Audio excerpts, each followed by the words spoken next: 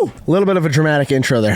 Hi everybody, my name is Nick. Welcome to the video today. It's another drum playthrough review. Hopefully y'all are doing fantastic. For everyone who's brand new to these, we like to do videos like these just because we like to watch drummers who are better than us, analyze their technique, break it down to a nice and easy to digest form, so that way we can use their technique and make ourselves better musicians as a result. And we got somebody who's kind of interesting on here today. Horror of Pestilence. When I say that name, that sounds scary. That sounds vile almost. It sounds like it's something you don't want to come across. Well, this is the name of a band who produces some insanely fast music, insanely technical music, and they've got a lot of drum playthroughs up there because apparently their drummer is one of the stars of the show. The title of this video, I don't know the drummer's name, by the way, because the band is, I believe, Chinese. At least that's just what the characters look like to me. I can't 100% say for sure. Don't know the fella's name. I'm just going to call him the drummer for Horror of Pestilence. The name of the title of the video is 280 BPM, exclamation point, exclamation point, exclamation point, Horror of Pestilence 6 drum playthrough. I guess we can deduce from that the name of the song is 6 and obviously the band and all that stuff. Well, this is going to be certainly interesting. I am a very big fan of technical death metal. It's definitely one of my top genres out there. I think there's a lot of cool stuff about it. I also like other things like deathcore and whatnot. But anyways, we're going to check this out. 280 BPM is a pretty fast BPM. I mean, that's literally just like...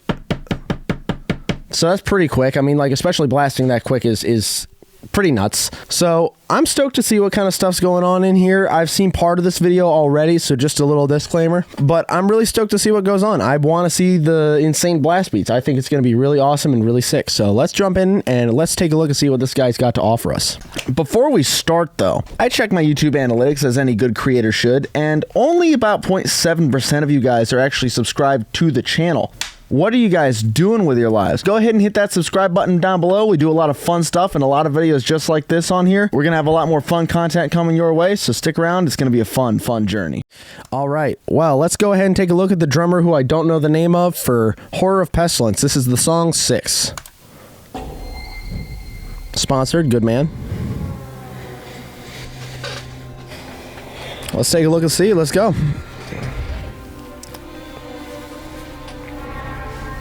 Cool logo too.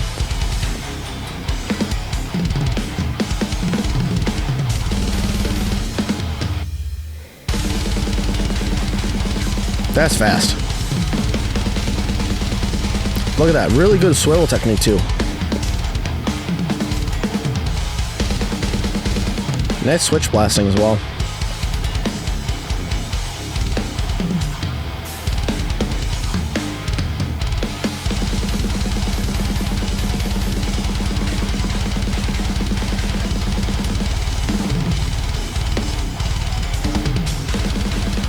Wow. I'm honestly kind of speechless. This is really good and really nice and tasty.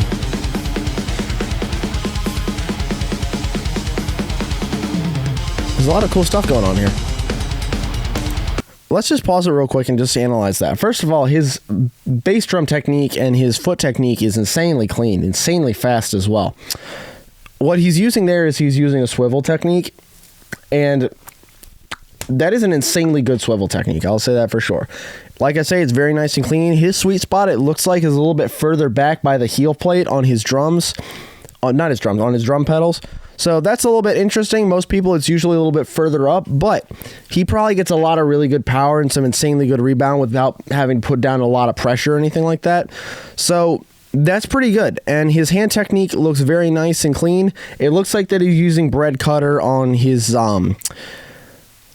left hand there. It looks like it, at least. I can't 100% say for sure just because I haven't gotten a super clean look at it just yet, but he's got a lot of interesting stuff going on. It's a lot of good finger and wrist technique going on. Very good power. Lots of cool techniques like switch blasting, you know, swivels and all that stuff. I'm stoked. I like this. I like this kind of stuff. It's all my jam. And also really good claves between his ride cymbal and his snare too. I like that. Yeah, so there's some wrist technique going on in there.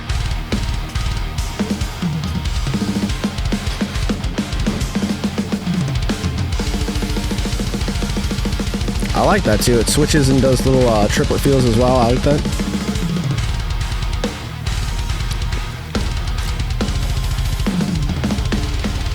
Very good tasty fills as well.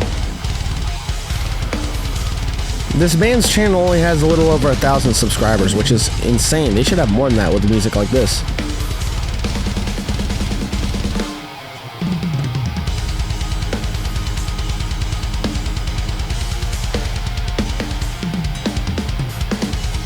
This is so tasty. And this dude is focused, man.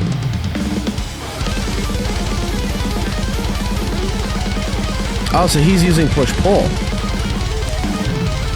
That's why it looked like bread cutter. Cool. And double strokes, too?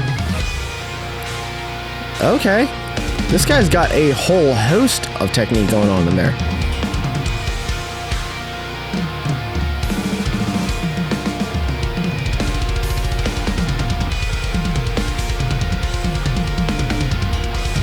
I like this. And very nice, tasteful use of his toms as well.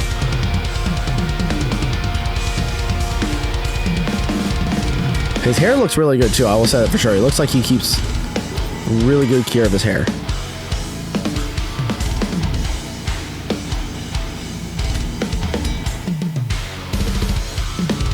Gravity blasting too.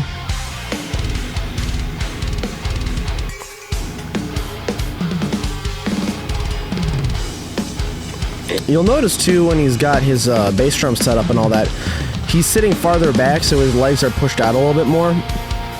He has to reach a little bit farther to hit his pedals. That's something a little bit more conducive to like ankle technique and stuff like that. So that's why he's using stuff like swivels, double strokes and things like that. He's not using a whole lot of full leg motion. Like right here he is, but that's not his main technique, obviously.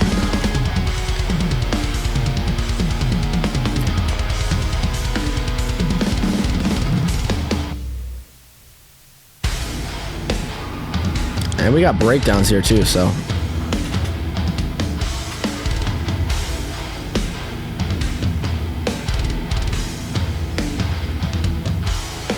Very nice and clean, dude. I like that. And the effect bells, bro. You already know how I feel about effect symbols. That stuff is awesome.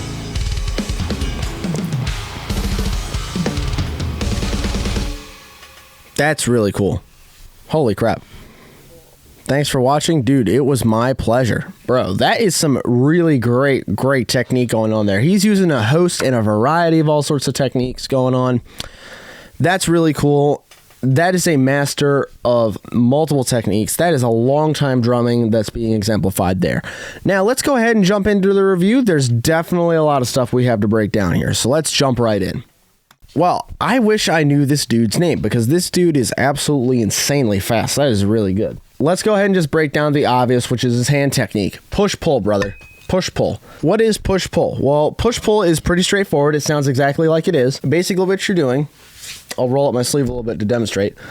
What you're doing is you're taking the stick and you're dropping it, basically. You're dropping it while still keeping a hold of it. What you're doing is you're letting that first drop allow the stick to travel upward. You'll notice how when I have the stick gripped right here, I let the stick fall upward. It's not really necessarily motion where I'm forcing it upward or anything like that, but I'm letting the stick fall and I'm letting it travel upward. And then what I'm doing is when I'm right here and I have the stick traveling upward, all I'm doing is I'm just pulling my wrist back up and closing my fingers, and that's how I get my second stroke.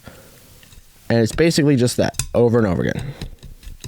And that's how you achieve the push-pull technique. I can't necessarily do it that fast. I'm not super trained with it, but it is definitely something that's really cool. It's definitely something that produces a lot of high-speed stuff once you train it. Because the guys who are sitting there just going like this the whole time with their stick, they can get some insane speeds. And all that it is really is it's based off of a fulcrum. See, this is physics at work right here.